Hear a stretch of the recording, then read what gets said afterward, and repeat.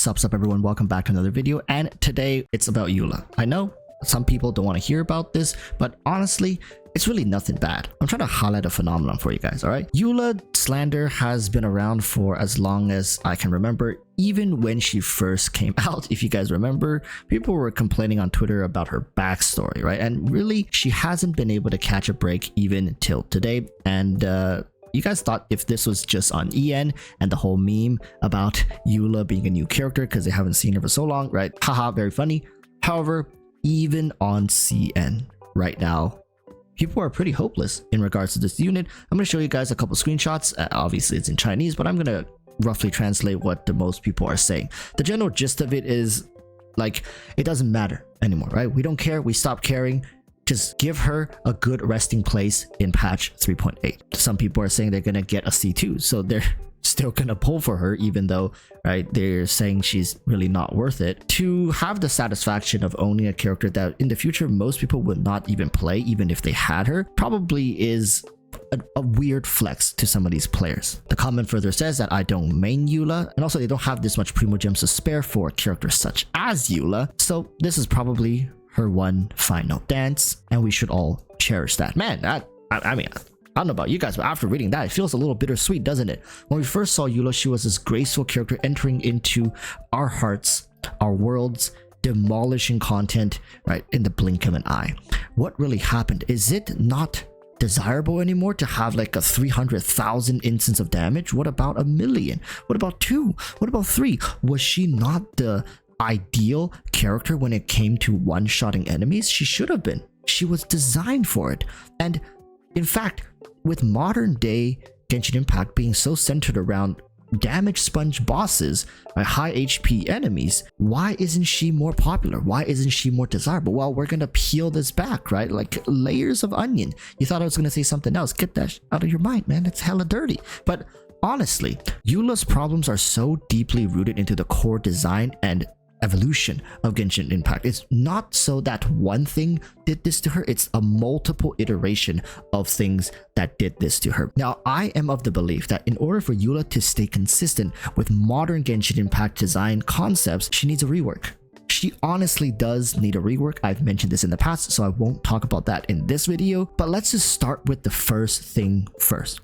Multi-wave content, right? Honestly, nobody's really taking Eula into the overworld killing Hilatrils with her burst skill. It's just so excessive. She actually has the most excess damage in her kit out of any character. No other character has as much excessive, useless damage in their kit as Eula does. So we have to talk about the Spiral Abyss where this kind of damage actually matters. But in the case of Eula, it also doesn't really matter because multi-wave content has made it so that once Eula finishes using her burst and the wave instantly gets eviscerated, a second wave comes through. It doesn't even matter in this case if you have instant energy regen because your skill is still on cooldown, so you're gonna have to still wait. Now that's just for one wave. What about for the second wave? What if there's a third wave? Like in modern day Spiral Abyss, there's actually more than third wave. 3 waves would be, however, giving you a slight advantage. Imagine a 4-wave chamber, a 5-wave chamber. Eula nowadays needs a secondary DPS almost to be on her team. This didn't used to be a thing. Back in the day, you could have brought Eula into the Spiral Abyss just by herself, maybe with some other supports, and she was gonna get the job done herself, right? Abyss back then was maybe 2 elite monsters. I remember there were those Geo bishops that kind of jumped around and Eula was just dealing with them fine. Now, even modern day Eula, if you altered her team a little bit, let's say bring Raiden Shogun with her. Raiden is a great alternative DPS, and actually Raiden fits the secondary DPS role extremely well, right? So that when Eula's not on field, you just kill the first wave, alternate to Raiden Shogun, she kills the second wave, switch back to Eula. So of course it still works, but with Raiden Shogun, there are just a plethora of other better teams available to her, right? So if you're really chasing meta and you want to be efficient with your account and you have a Raiden Shogun, why would you pull a Eula, right? Or why would you play Eula and supplement her with a Raiden Shogun when Raiden Shogun could be placed into international teams, different variation of international teams to supplement them better? In fact, those other characters are going to have an easier time. We have to talk about another issue with Eula, which is crit fishing, right? Crit fishing is so infuriating to do. Like, imagine Hu Tao jump canceling but multiplying that by 10, because this is really completely out of your control. It's pure RNG how your artifacts rolled out. It's pure RNG how they're going to be executed in combat, right? And here's the kicker: if you somehow have to play Eula in the second half and you need her to crit and she doesn't crit when she really needs to, and it's a multi-wave contest, so let's say you have Raiden Shogun, you bring her with Eula. Sure, Eula crit first time, Raiden killed the second wave, and then Eula doesn't crit. But guess what? You're not going to be able to clear it on time. You're restarting from what? The second half? No. You start from the first half. This is a big problem, right? Because a lot of people are like, oh, well, you know, yes, there's a lot of counters to Eula nowadays, but we'll just play her in the half that doesn't count her. Yeah, but that could be the second half and you're still crit fishing. You're not telling me everybody has a 80-90% crit rate Eula, right? Most people's Eula, you'd be comfortable sitting around 60%. And then if you bring double cryo, right, you can bump that up to 75. Pretty good. That still leaves 1 in 4 chances that she doesn't crit. Now you guys think, oh yeah, 1 in 4, 75%. That's pretty good odds. Yeah, it's pretty good odds until you realize that all her damage is hyper focused into one single moment. No, it's not like, oh, I do a bunch of damage here and there. Like, no, it's all riding up to that one instance of damage. It would be better if there were a large amount of contribution to the overall collective damage she deals throughout the rest of her kit. Now, a lot of Eula enthusiasts has told me, Walrus, you know, I don't even play Eula with her burst nowadays. I play Eula just pure physical, right? I'm able to clear Abyss very easily with my physical Eula, using my elemental skill, using my auto attacks, right? Like using my hold charge attack, no problem. Well, you know, I'll see it when I believe it when a Eula clears the Spiral Abyss with no burst skill use, right? Honestly, again, this is not to offend you. If you really did that, record it, upload onto YouTube. I'd really like to see just how you're clearing the current modern Spiral Abyss with just auto attacks on Eula. But you see, beyond these issues, there are further problems that plague this character. Unlike a character such as Eula, most other characters that have niche playstyles or have received dedicated support characters to ramp them up even more. Now, yes, this is a very expensive process, oftentimes requiring you to get all the way to Constellation 6 to fully utilize them. The thing with Eula is, we all thought that she did receive a dedicated support in Mika, but testings have shown that Mika is like hot garbage personified. It's just confusing at this point what HoYoverse is trying to achieve with these characters. I'll be the first to admit it. I didn't even pull for Mika, as how skeptical I was with the character. I've made multiple videos saying, you know, there's something's weird about this one. And I even speculated that maybe Mika was made for a future physical DPS, right? Maybe they're giving Eula one last run, siphon as much money to her role as a waifu, and just forget about her, right? Design a whole new physical, because it's too much work to redesign an old character and then try to sell her reruns. Why don't you just design a new physical character and sell them as a fresh character? Mind blown, right? Like, yeah, you're gonna redesign her, you're spending just as much resource designing a new character, minus the voice acting and some of the animations. So it just made sense this way, right? That was my thought process. And even in CN, there are people saying that once they saw how useless of a support Mika was, they knew this was the death sentence HoYoverse was delivering to Eula. Like, I'm not the only one who thought this. People are talking about Eula globally. It's not just EN, EU, Southeast Asia, including CN this time. We're all collectively saying that this character is just way out of touch. And I haven't even gotten to some of the other points here. Like, right, here's another point. A lot of the bosses nowadays, like Eula's specialty, fighting thick-ass health bosses.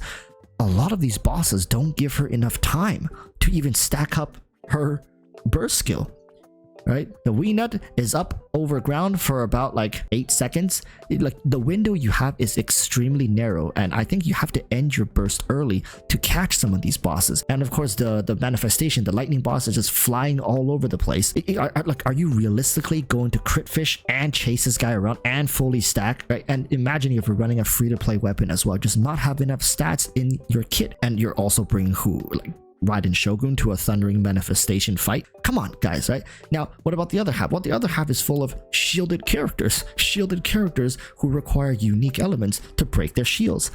It's incredibly infuriating, not only as a bystander, but I'm sure as a Eula main, to see that not only are they shifting the meta away from Eula to this extent, they're also compiling issues to seemingly dedicate a counter for her, and she was never really that broken of a character. Back in the day, Eula mains prided themselves in ending their bursts early when they knew the damage threshold has been reached, right? There's no point overstacking your burst when the enemy has 1 million health. You know, after how many hits, how many elemental skills, you're at 1 million damage. There's no point stacking to 2 million damage because that extra million does absolutely nothing but set up a pretty screenshot.